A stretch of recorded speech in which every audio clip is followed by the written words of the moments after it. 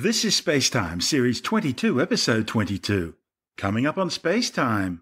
Breaking up is hard to do, especially if you're an asteroid. Magnetic bubbles on the lunar surface reveal evidence of sunburn. And antimatter gravity experiments move a step closer to fruition. All that and more coming up on SpaceTime. Welcome to SpaceTime with Stuart Gary.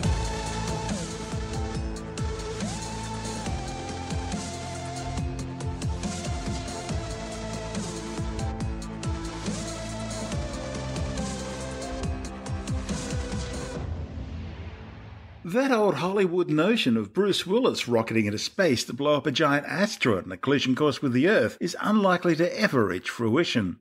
Well, we knew that before, but now there's some new evidence making it even more unlikely to ever happen. It follows studies showing that some asteroids are a lot harder than previously thought. The new computer modelling, reported in the journal Icarus, found that some asteroids are far stronger than scientists had previously thought, and so consequently would require far more energy in order to be completely shattered. The findings will not only aid astronomers studying asteroid impact and deflection, but it will also increase science's understanding of solar system formation and the development of more effective asteroid mining strategies. Researchers understand physical materials like rocks at laboratory scales, usually about the size of a human fist. But it's far more difficult to translate that into something the size of a city. Back in the early 2000s, astronomers created a computer model in which they inputted various factors such as mass, temperature, and material brittleness, and then simulated what would happen when an asteroid around 1 kilometre in diameter slammed head-on into a 25-kilometre diameter asteroid at a target impact velocity of around 5 kilometres per second. Their results suggested that the target asteroid would be completely destroyed by the impact. The problem is, some new studies by astronomers at the University of Maryland have entered the same sort of scenario into a new computer model which accounts for the far more detailed smaller scale processes that occurred during an asteroid collision. The previous models didn't properly account for the limited speeds at which cracks propagate in asteroids. So this new study provided a new insight into the amount of energy needed to actually destroy an asteroid and break it into little pieces. The simulation was split into two phases. There was a short timescale fragmentation phase and a long timescale gravitational reaccumulation phase. The first phase considered the processes which were occurring in the fractions of a second immediately as soon as the asteroids collided. The second, longer timescale phase considered the effects of gravity on the pieces flying off the asteroid surface after the impact, and the gravitational reaccumulation that occurred many hours after impact. In the first phase, after the asteroid was hit, millions of cracks formed and rippled through the asteroid. Parts of the asteroid flowed like sand, and a crater was formed. This phase of the model examined individual cracks and predicted overall patterns of how these cracks would propagate. Unlike earlier models, the new work showed the entire asteroid isn't broken up by the impact. Instead, the impacted asteroid had a large damaged core, which then exerted a strong gravitational pull on the fragments in the second phase of the simulation. This means the impact doesn't simply result in a giant rubble pile of weak fragments loosely bound together by gravity after the collision. Instead, the impacted asteroid retained significant strength because it hadn't been cracked completely. That means more energy would be needed in order to completely destroy the asteroid. The findings will provide guidance for astronomers trying to save the Earth from future asteroid impacts by telling them if it's better to break an asteroid into small pieces or try nudging it off into a different direction. And if it's the latter, how much force is needed to nudge it away without causing it to break up. It's only a matter of time before these questions go from being purely academic to defining Earth's response to what will be a major asteroid impact threat. You see, it's not a question of if an asteroid impacts the Earth, but when. You're listening to SpaceTime. I'm Stuart Gary.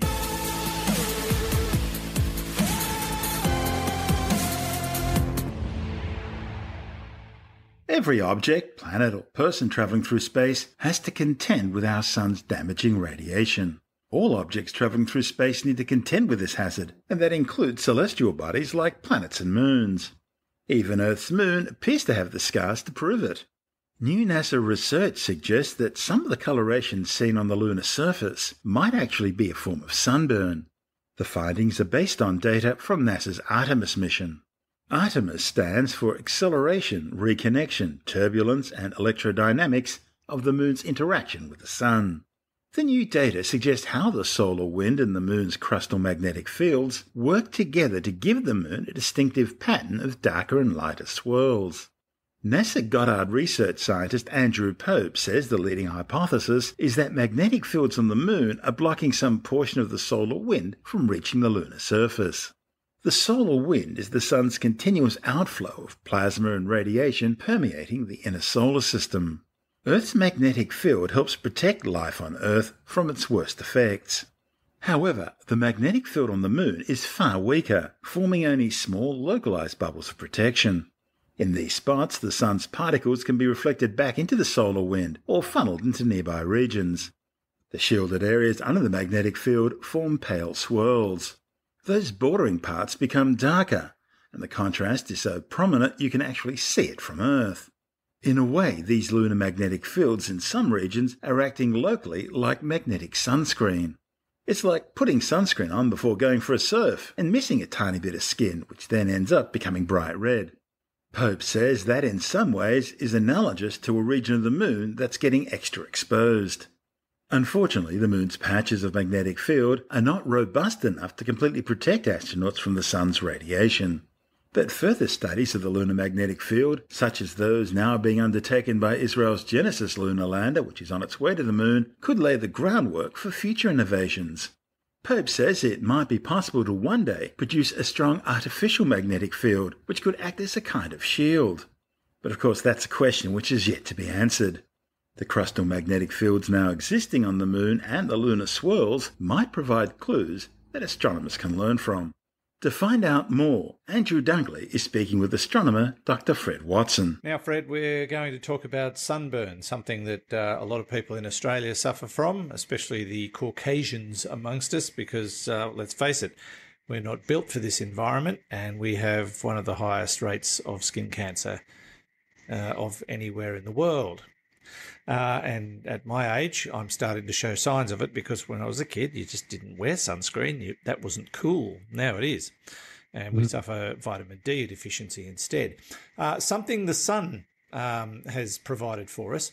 But what we're talking about now, which is a really elongated way, again, of getting into the story, is that the Moon is sunburned. Well, that's the story, really.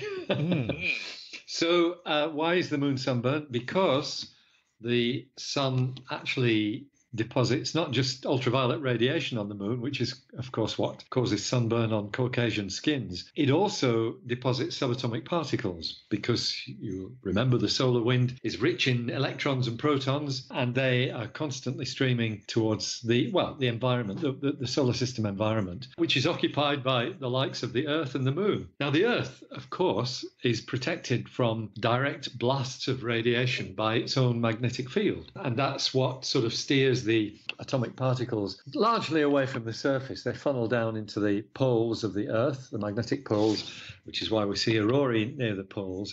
But on the Moon, there is no magnetic field to speak of.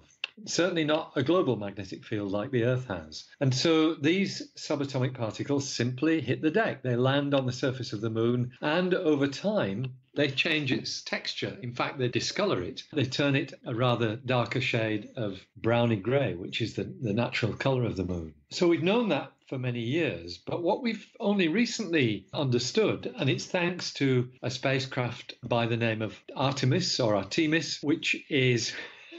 the acronym is appalling, really. Acceleration, shocker, reconnection, turbulence, and electrodynamics of the Moon's interaction with the Sun. Okay. It's, somebody really deserves an award for that acronym, I think, because it sounds great when you say the word, but when you spell out the meaning, it gets a bit laboured. Anyway. And that's never happened before in astronomy or space exploration. No, that's right. Well, I've been responsible for one or two bulleted acronyms myself, which I won't go into here. But Artemis has been placed in orbit around the Moon quite some time ago. It was originally part of a mission that involved a constellation of 5 satellites in orbit around the Earth, looking for energy releases that come actually from the Earth's magnetic field, its magnetosphere, things called substorms, which are basically the phenomena that actually go to enriching the aurora. So that was the original mission of what was then called Themis or Themis, begun in February 2007. But then 2 of the 5 spacecraft were redirected into orbit around the moon. And one of them is Artemis. Why am I telling you all this? It's because they're equipped with very sensitive magnetometers, devices that can remotely locate magnetic fields. And in fact, that's where the story gets really interesting, because, as we just said, the sun's effect on the moon has been to discolor it. It's changed its surface because of this bombardment with radiation. But a few places where there are kind of swirls of lighter stuff, really weird looking swirls, and they tend to be around mountains. And what Artemis has done is measured the magnetic field around those swirls. And it turns out that these mountains are magnetic.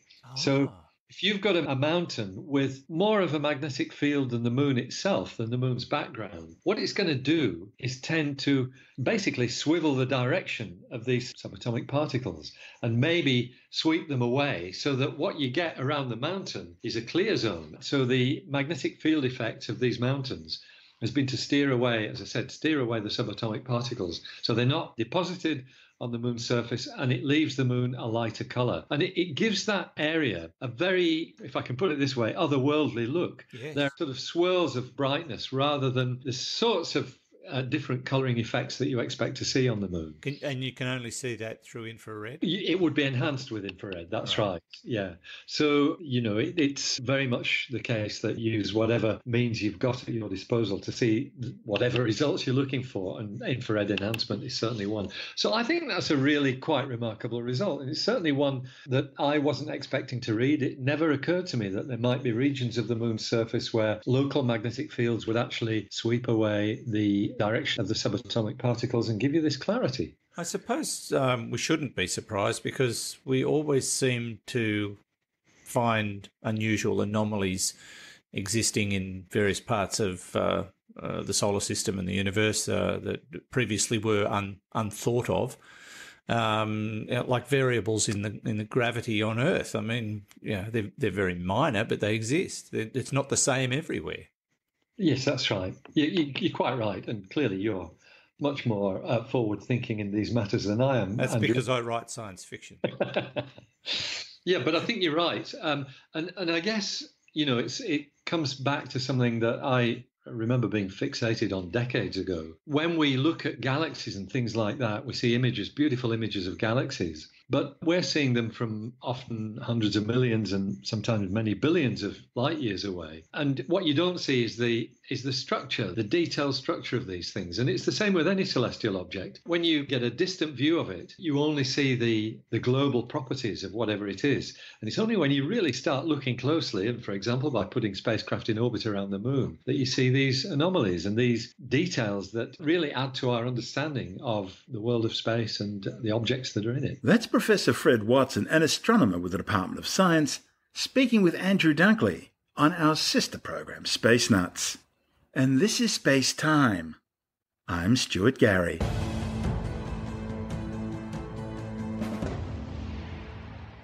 Does antimatter fall down or up? It's a simple question, but it's one for which there's not yet been a confirmed answer.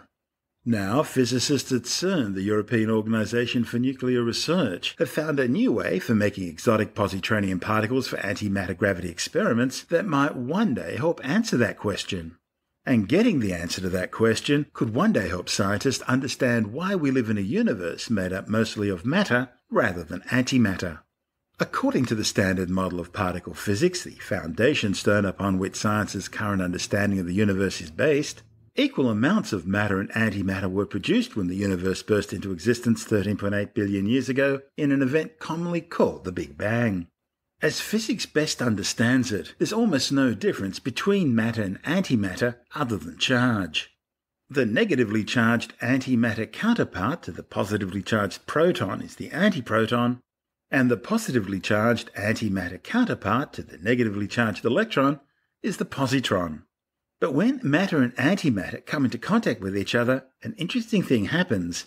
They annihilate each other, resulting in the production of nothing but high-intensity gamma radiation. And all this begs the question, if equal amounts of matter and antimatter were produced in the Big Bang, why didn't the universe simply annihilate itself in a sudden flash of purple light as soon as it came into being? In fact, why do we live in a universe filled with matter rather than one filled with antimatter? You see, there's an abundance of evidence showing that the observable universe is made up almost exclusively of matter. When little bits of antimatter are created, they're annihilated almost immediately. And if there were any large pockets of antimatter, it too would annihilate as soon as it came into contact with nearby regular matter, in the process producing very high-intensity gamma radiation. But this has never been observed. Therefore, figuring out how our universe ended up with an abundance of only matter remains one of the biggest open questions in particle physics research today. Understanding the properties of antimatter and how they differ from those of normal matter will help scientists better solve this riddle. But holding on to enough antimatter long enough to carry out experiments has always proven to be a major stumbling block. And that's where positronium comes in.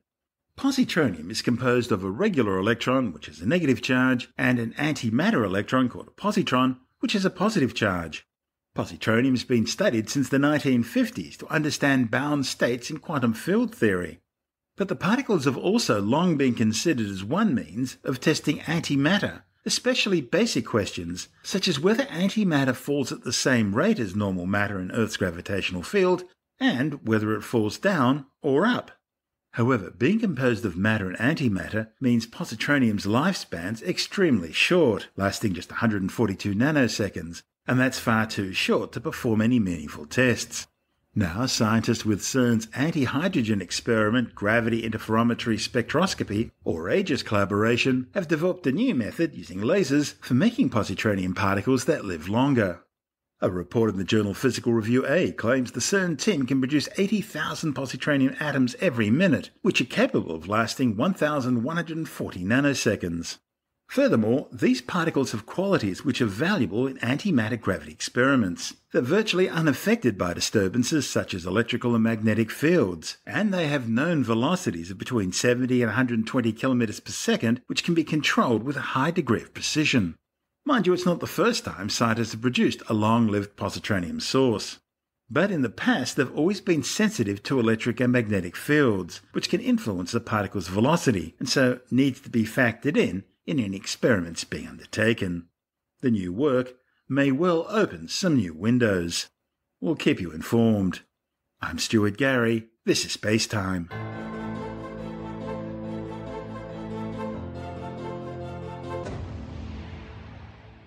Drama has surrounded the first Soyuz launch for 2019, with the mission, which was carrying a new Egyptian surveillance satellite, almost failing to reach its intended orbit. The flight aboard a Soyuz 21B rocket blasted off from the Baikonur Cosmodrome in the Central Asian Republic of Kazakhstan, carrying the new high-resolution EgyptSat-A surveillance satellite. However, the Soyuz upper stage suddenly shut down, leaving the payload some 57 kilometers below its intended target insertion orbit. The problem was eventually traced to simple human error. Apparently not enough oxidizer was loaded aboard for the flight. The launch had originally been scheduled for October the 18th from the Plesetsk Cosmodrome 800 kilometers north of Moscow. If correct, it would be the second time that Moscow switched launch pads for a Soyuz mission, resulting in not enough fuel being loaded aboard the spacecraft for the flight. Whereas the last time that happened, the spacecraft ended up falling into the sea, at least this time mission managers were able to resolve the problem by firing the Frigate M upper stage tug longer than originally planned in order to bring the EgyptSat-A surveillance satellite closer to its target orbit. The spacecraft was eventually placed into a 650-kilometer high sun-synchronous near-polar low Earth orbit. The 1,000-kilogram inertia-built EgyptSat-A carries a multispectral imaging payload and uses SPD-70 Xeon-ion thrusters for orbital maneuvers. The launch anomaly wasn't without its flow-on effects. Because the Soyuz 21B uses the same upper stage engine as the Soyuz ST flown by Arianespace for its commercial launches, the decision was taken to delay the first Arianespace Soyuz launch for 2019 by a day in order to double-check all systems.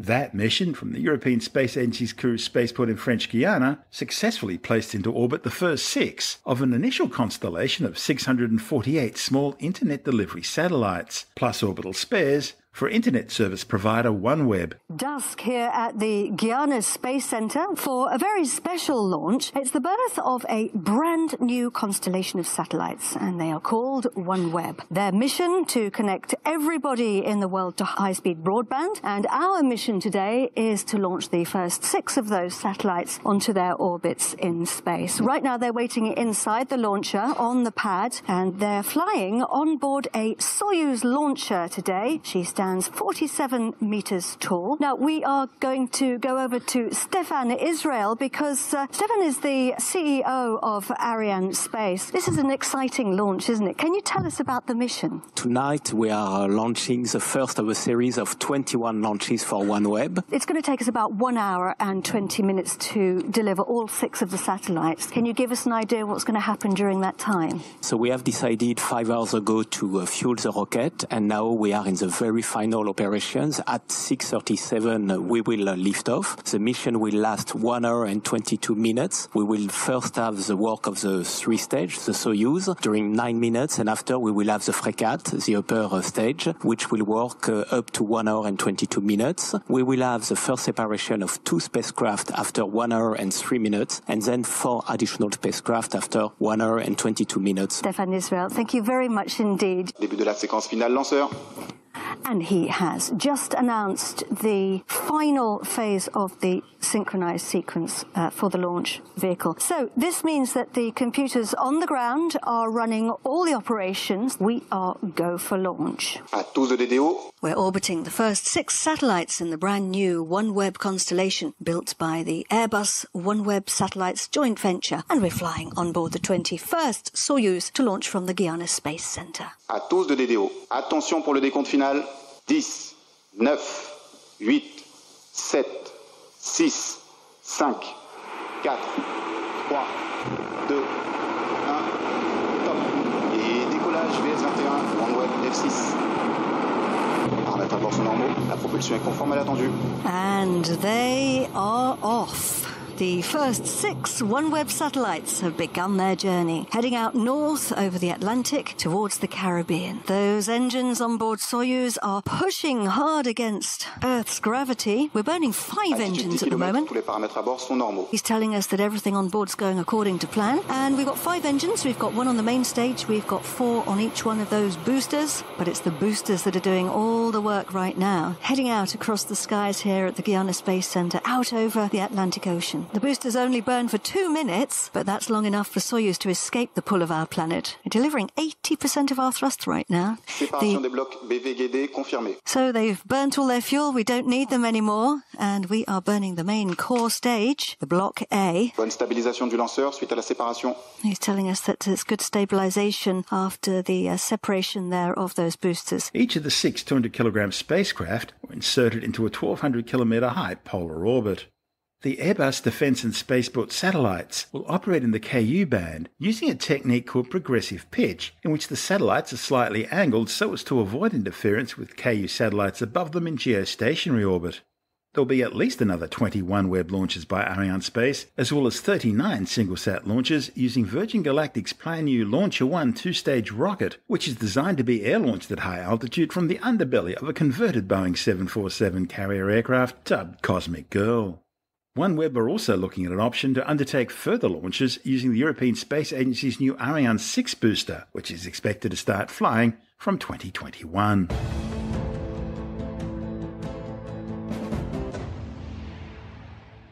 And time now to take a brief look at some of the other stories making news in science this week with a science report. A new study warns that total human carbon dioxide emissions could match those of Earth's last major greenhouse warming event in less than 5 generations. The new study finds humans are now pumping carbon dioxide into the atmosphere at a rate 9 to 10 times higher than what greenhouse gases were emitted during the Paleocene-Eocene thermal maximum, a global warming event that occurred roughly 56 million years ago and which was the warmest period on Earth since the extinction of the dinosaurs 66 million years ago. The results, reported in the journal Paleoceanography and Paleoclimatology, suggest that if carbon dioxide emissions continue to rise, the total amount of carbon dioxide injected into the atmosphere since humans started burning fossil fuels could equal that amount by as soon as 2059. Scientists often use this Paleocene-Eocene thermal maximum as a benchmark against which to compare modern-day climate change. And while we know that people are to blame for climate change today, scientists still aren't sure what caused the Paleocene-Eocene thermal maximum. But they know that during this event, massive quantities of carbon dioxide were released into Earth's atmosphere, rapidly spiking global temperatures by 5 to 8 degrees Celsius. The evidence suggests that average global temperatures peaked by about 23 degrees Celsius, and that's only about 7 degrees higher than today's average. Commercial satellite images have identified new construction underway at the top-secret Tongchang-ri missile site on North Korea's northeast coastline. The new satellite imagery suggests that this new work began before the aborted summit in Hanoi between US President Donald Trump and North Korean dictator Kim Jong-un. The discovery is being described by Washington insiders as an affront to President Trump's strategy of diplomatic engagement with Pyongyang. The images from the specialized website 38 North and the Center for Strategic International Studies show a new rail-mounted structure designed to transfer large missiles to the launch pad has been built. The observations also show a new rocket engine stand replacing an earlier, smaller facility. All in all, the images suggest that North Korea is now moving to begin tests with a new, larger, more powerful type of missile, one capable of transporting larger payloads over longer distances. The Tongchang-ri missile launch facility was last used to launch Unha-3 rockets carrying satellites into space. Those rockets were based on Russian and Chinese Scud missile technology.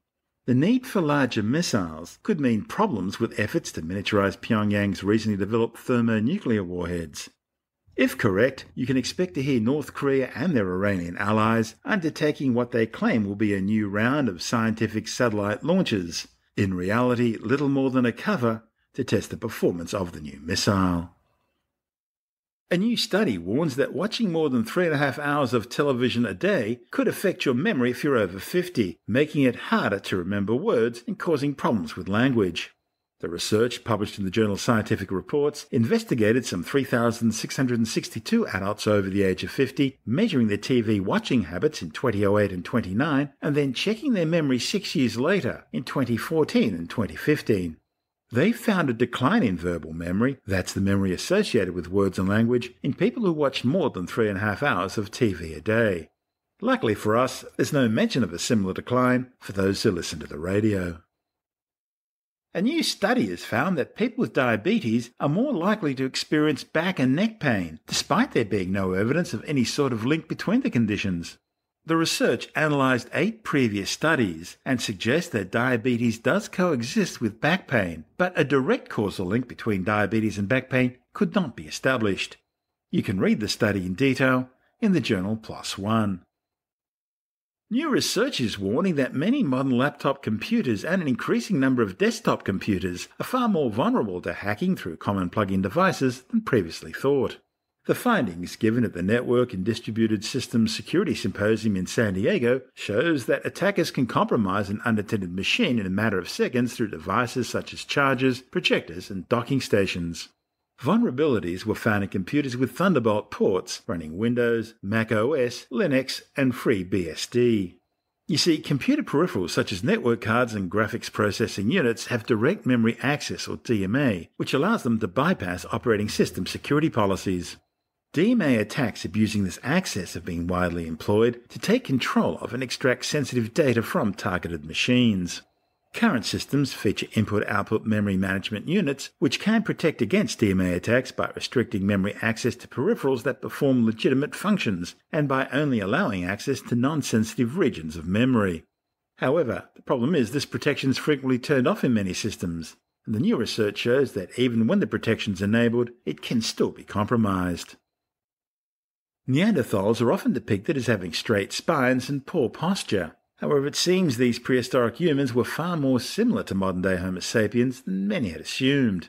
New research reported in the Proceedings of the National Academy of Sciences has found that Neanderthals in fact walked upright just like their modern human cousins.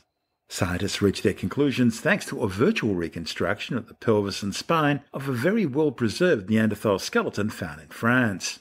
An upright, well-balanced posture is one of the defining features of Homo sapiens. In contrast, the first reconstructions of Neanderthals, made in the early 20th century, always depicted them as only walking partially upright. There are growing concerns about an increase in GoFundMe sites financing bogus cancer cures. And it seems a lot of these so-called miracle cancer cures, which have no real scientific evidence supporting their claims, are now beginning to pop up in third world countries. Tim Mendham from Australian Skeptics says people falling for these swindles aren't just throwing away their money, they're also missing out on real medical treatment which could be helping them. Yeah, there's always been cases where people who are sort of looking after their kid who needs urgent medical attention, highly expensive medical attention, has gone to crowdfunding sites or whatever, please help me. And that's happened a lot. The trouble is who you're sending the kid to. It generally concerns kids. There's a growing trend of a lot of people supplying services in third world countries, which are totally unsupported scientifically. A lot of them in Mexico, quite frankly, because they're just across the border from the US, but they don't have the same requirements to prove what they say they can do. So what's happening is that, especially in the UK, the Good Thinking Society there did a study of a lot of crowdfunding campaigns and found that some of them are raising a lot of money, tens and tens of thousands of pounds, to send people to dodgy treatment. So therefore, it sounds like a good cause. It's a sad story of a kid who's suffering from serious debilitating disease. But where you're sending them to is not going to help, so it's a waste of money. And in fact, often it increases the risk of death because those people are then missing out on real, genuine medical treatment. Absolutely.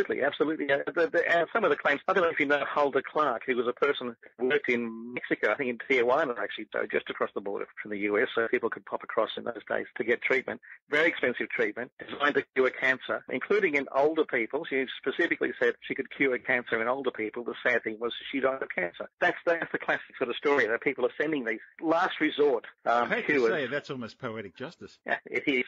No, I hate to say it too. But it's poetic justice. It's a sad story that people then, it's like psychic surgeons. People used to go to the Philippines, still do actually, to the Philippines to get their guts pulled out to cure tumours. It's nothing of the sort. It's just trickery. But people do it because they're desperate. Understandable. They're desperate. And they then put off treatment that might help. And that's many, many cases. Someone who has put off proper treatment that works in favour of something weird. Classic case is Steve Jobs, right? The guy who founded Apple, who was suffering, I forget the actual condition he was suffering from. Pancreatic cancer. Pancreatic cancer, yeah. Pushed aside medicine that could have helped him, and it certainly could have at the stage that he was at. Instead, he went for some very, very strange spiritual healing, and by the time he realised that wasn't working, and he was totally drawn, and you could see what he looked like, it was too late. And so someone as famous as Steve Jobs has just thrown away an entire future for the sake of this natural therapy, which had no proven benefit at all. In fact, no actual benefit either. That's Tim Mendham from Australian Skeptics.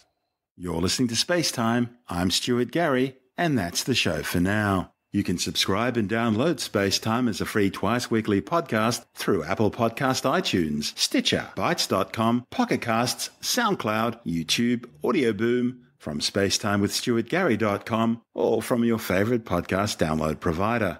SpaceTime's also broadcast coast to coast across the United States on Science 360 Radio by the National Science Foundation in Washington, D.C., and available around the world on TuneIn Radio. If you want more SpaceTime, check out our blog where you'll find all the stuff we couldn't fit in the show, as well as loads of images, news stories, videos, and things on the web I find interesting or amusing. Just go to spacetimewithstuartgary.tumblr.com. That's all one word and in lowercase, and that's Tumblr without the E. You can also follow us on Twitter through @StuartGary, at Spacetime with Stuart Gary on Instagram, and on Facebook, just go to www.facebook.com/Spacetime with Stuart Gary. Spacetime is brought to you in collaboration with Australian Sky and Telescope magazine, your window on the universe.